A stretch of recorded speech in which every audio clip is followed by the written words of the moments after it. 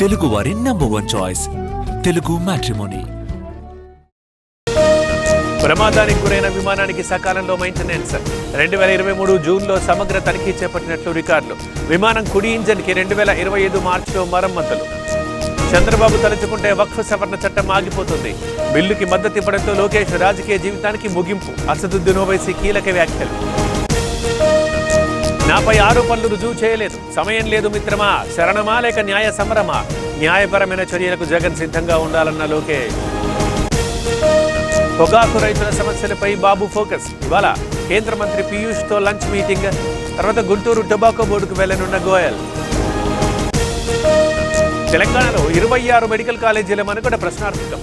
కొత్త వైద్య కాలేజీల నిర్వహణపై ఎన్ఎంసీ అసంతృప్తి. 18న విచారణకు రావాలని ఆరోగ్య శాఖ కార్యదర్శికి పిలుపు.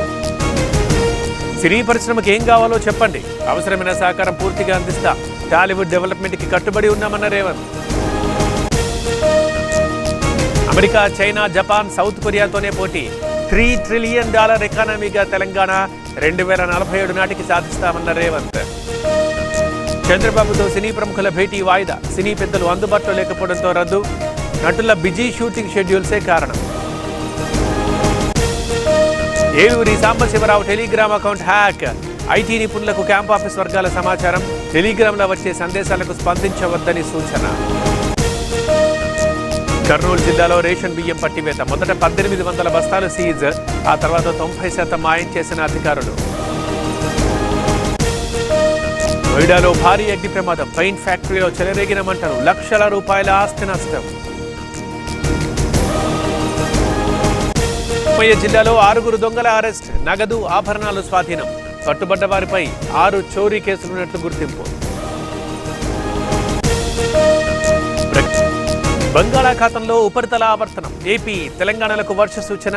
తెలంగాణలో మొత్తం 33 జిల్లాలకి ఎల్లో అలర్ట్. సైప్రస్ లో ఇవాళ రేపు మోదీ పర్యటన. విదేశీ టూర్కి బయలుదేరిన ప్రధాని కెనడాలో జరిగే G7 సదస్సుకు హాజరు. మళ్లీ పెరుగుతున్న బంగారం ధర. 24 క్యారెట్ల రేటు 1,02,000. రాబోయే రోజుల్లో మరింత పెరిగే ఛాన్స్. తెలుగు వారి #1 చాయిస్ తెలుగు మ్యాట్రిమోనీ.